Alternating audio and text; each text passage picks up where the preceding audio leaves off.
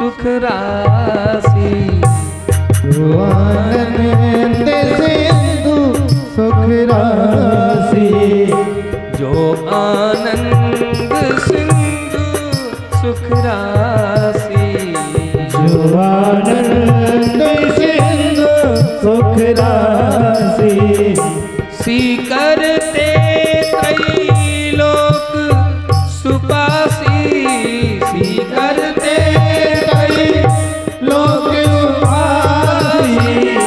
जो आनंद सिंधु सुख राशि। जो आनंद सिंधु सुख राशि। जो आनंद सिंधु सुख राशि। सिंधु सुख राशि। सिंधु सुख राशि। कैसे हैं भगवान? बोले वो आनंद के सिंधु है। अब आपसे पूछो, आप पूछो कि महाराज तो संसार में कितना आनंद है मास्टर साहब? तो गोस्वामी जी कह रहे हैं, बोले उस आनंद के सिंधु का एक बिंदु निकाला। आनंद सिंधु में से, सिंधु माने समुद्र, आनंद रूपी समुद्र का एक बिंदु निकाला। और वह एक बिंदु निकाल के कैसे निकाला पता है? सीकरते, जैसे कोई सीख पानी में डुबा दो और फिर ऊपर सीधे निकालो, तो उस सीख के नीचे जो पानी की बूंद बचती है उसको कहते हैं महाराज बिंदु। आनंद सिंधु का बिंदु। और उस बिंदु का क्या किया? बोले उसका जो 100वां हिस्सा है, उस बिंदु का शतांश 100वां हिस्सा, उसको क्या किया? गोस्वामी जी कहते तीनों लोकों में बांटा। अब बताओ किसके हिस्से में कितना सा आनंद बैठा होगा? तीनों लोकों में आनंद सिंधु के बिंदु का शतांश बांटना शुरू किया तो किसके हिस्से में कितना सा आनंद? और जब सच्चिदानंद की शरण में जाएंगे, उस आनंद सिंधु ही में डूब जाएंगे, तो क्या अनुभव होगा? हम लोग संसार में छोटी छोटी बात पे कहते आनंद आ गया, आनंद आ गया। अरे भैया क्या आनंद? कहाँ है आनंद? कितना सा है हमारे पास? एक बार उस आनंद सिंधु में डूब कर तो देखो। डूब के तो देखो साहब। और जब तक डूबे नहीं तब तक क्या अनुभव?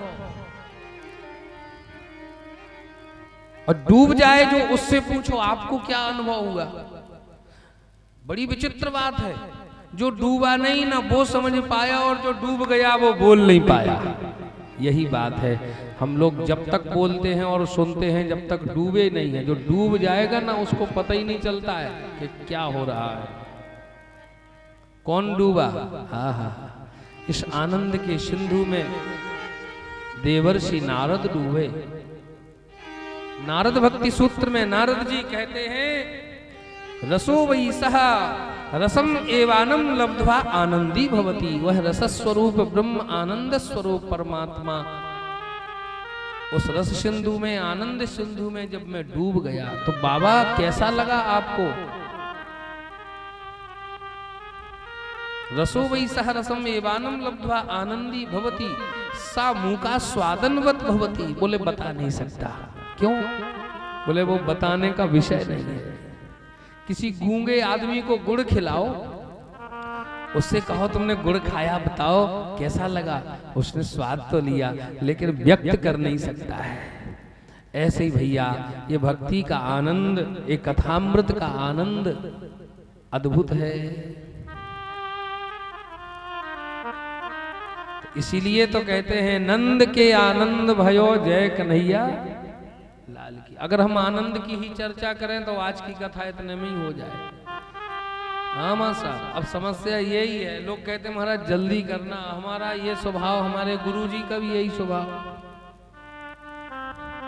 हमारे मलुकपीठ वाले महाराज जी जहाँ जिस कथा में डूब जाएं तो फिर वहीं डूब जाते हैं।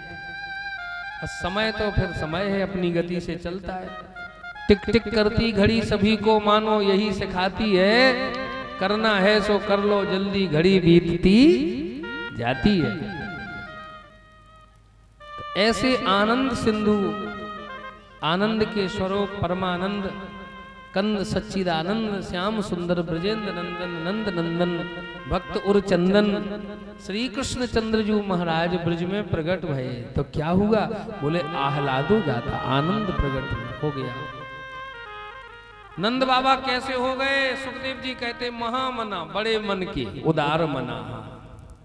कितने उदार हो गए? बोले भैया जब देना शुरू किया ना, लुटाना शुरू किया तो पीछे मुड़ के नहीं देखा कि अभी खजाने में कितना बचा है।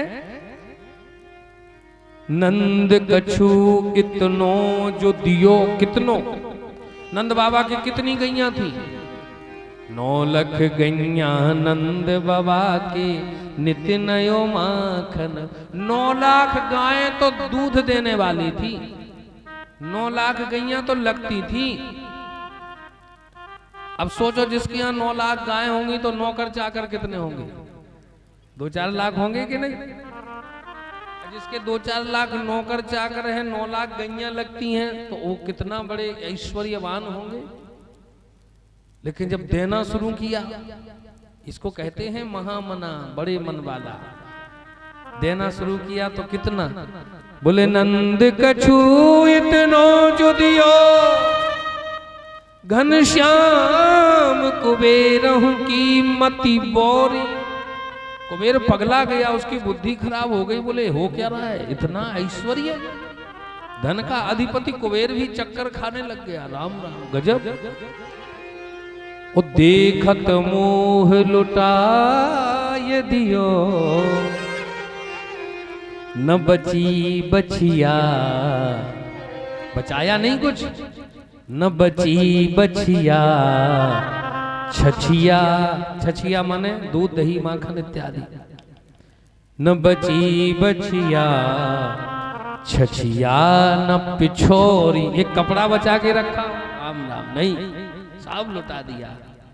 इसलिए तो लिखा है महामनाहा, नंद बाबा बड़े मन के हो गए।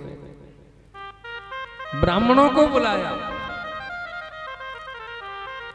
आहूय विप्रान, वेद ज्ञान, वेदज्ञ ब्राह्मण आए और उनसे कहा कि आप जातकर्म संस्कार संपन्न कराओ। हे ब्राह्मण देवताओं, हे भूदेवो, बिना ब्राह्मणों के जन्म से लेके मृत्यु तक काम चलने वाला नहीं है। और अगर कोई ये कहे कि नहीं हम तो बंद करेंगे ये सब, तो फिर समझ में आ जाएगा फिर क्या होगा।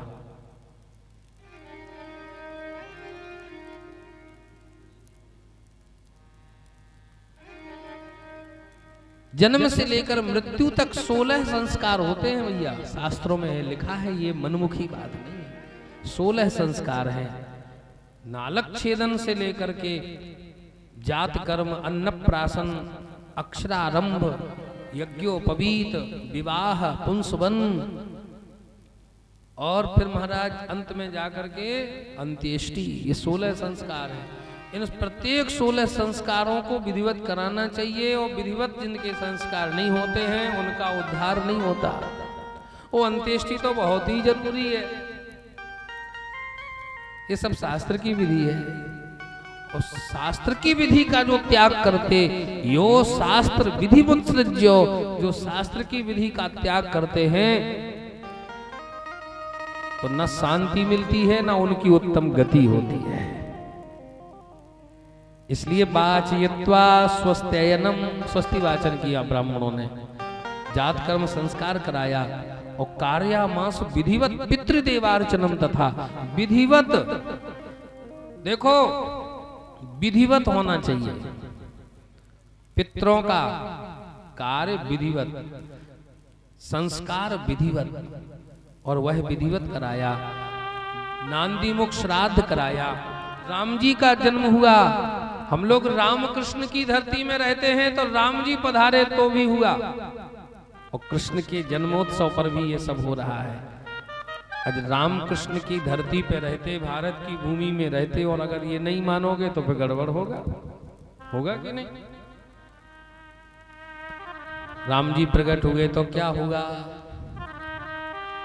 नांदी मुख श्राद्ध कर जात कर्म सब कीन, हाटक धेनु बसन मनि कहूं विप्रन बहुदीन। गोस्वामी जी लिख रहे हैं राम जी के जन्मोत्सव में नांदी मुख श्राद्ध हुआ।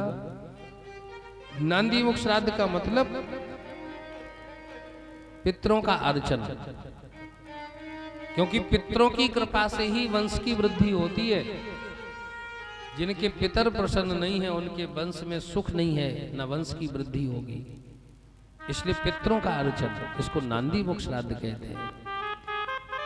दशरथ जी ने भी दिया था, क्या क्या दिया? हाटक माने सोना, गाय, वस्त्र, खूब ब्राह्मणों को दिया। नंद बाबा ने कितना दिया? बोले धेनु नाम नियुते प्रादात, लाखों गायों का दान किया। ऐसे नहीं, अलंकृत करके गायों को, गायों के सींगों को सोने से मंडित करा दिया, गायों को सुसज्जित करके सवत्सा गायों का, लाखों गायों का दान किया है। और बड़े बड़े ढेर लगा करके अन्न के, उसके नीचे हीरे मोती जवाहरात रख के ब्राह्मणों को दान में दिया है। अद्भुत आनंद हुआ।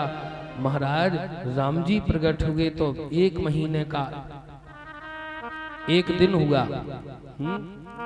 और श्री कृष्ण का आनंदोत्सव जब हुआ, भगवान श्री कृष्ण प्रकट भये तो 6 महीने की एक रात्रि हो गई। ब्रह्मरात्र उपाव्रते, क्या कहना महाराज, भीड़ लगी है नंद महल के दरवाजे।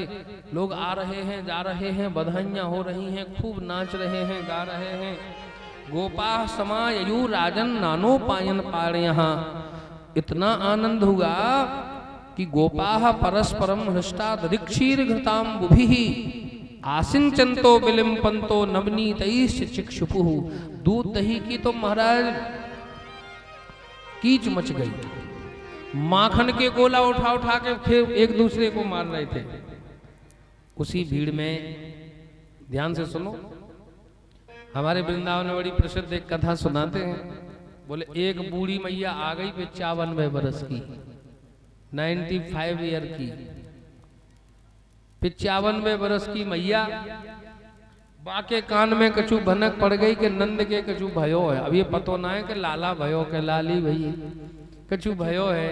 अब बूढ़ी मैया श्रृंगार करवे लग गई। भैया बुढ़ापे में तो ठीक से दिखे ना है, कानन से ठीक से सुनाई ना देवे। अब ये खबर लगी कि नंद के कछु भयो है। का भयो? लाला भयो के लाली भई, ये तो खबर है ना है। अब श्रृंगार करने लगी तो श्रृंगार किया उसने, अपने विवाह की चढ़ाई की साड़ी निकाली। हाँ, माताओं को बहुत प्रिय होती है चढ़ाई की साड़ी। अब उस बूढ़ी मैया ने वो साड़ी पहनी और श्रृंगार किया तो आंख में लगाने वाली चीज तो होंठ में लगा ली, होंठ में लगाने वाली चीज आंख में लगा ली। हाथ में डंडा लेके टेकती भई भीड़ भाड़ में पहुंची। और वहां तो ब्रजवासी नाच रहे थे, गा रहे थे। वहीं उसने मुख खोला, एक दांत ना है बाकी मुख में, पूरी वेदांती। पूछने लगी उन ब्रजवासियों से, भैया लाला कहा भयो? नंद के कहा भयो? कहा भयो? कहा भयो? और मुख खोले बार बार कहा। और कहा जब उसने कहा वो मुख खुला, एक ब्रजवासी ने माखन को गोला फेंका और सीधे बाके मुख में गया और सट से पेट में पहुंच गया, क्योंकि दांत थे नहीं कि रुक जाए। ब्रजवासी बोले मैया समझ में आई? बोले आ गई समझ में। क्या? बोले नंद के लाला भयो है।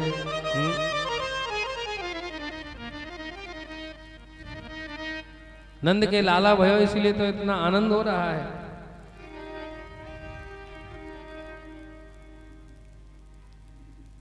ब्रजवासी बोले मैया तो सब नाच रहे हैं, तुम नहीं नाचोगी? अरे क्यों नहीं, मैं भी नाचूंगी। वह बूढ़ी मैया भी नाचने लग गई। भैया हो ब्रज में है रही जय जयकार,